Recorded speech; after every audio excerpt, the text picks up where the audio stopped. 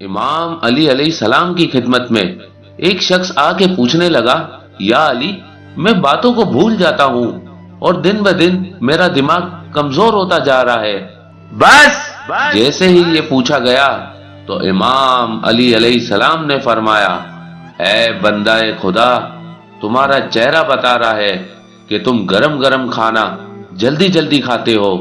یاد رکھنا، جو انسان گرم گرم کھانا جلدی جلدی میں کھاتا ہے اس کا دماغ کمزور اور جسمانی بیماریاں وجود پہ اختیار رکھتی ہے اور یوں وہ باتوں کو بھولنا شروع ہو جاتا ہے۔ تو وہ پوچھنے لگا، یا علی، میں کس طرح سے کھانا کھاؤں جس سے میرے دماغ اور جسم کو صحیح فائدہ ملے؟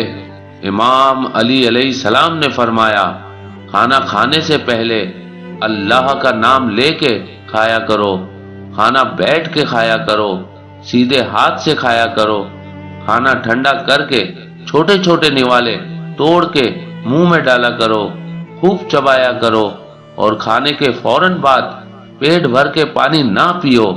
یاد رکھنا، اللہ نے رزق میں شفا، برکت اور رحمت کو پوشیدہ کیا۔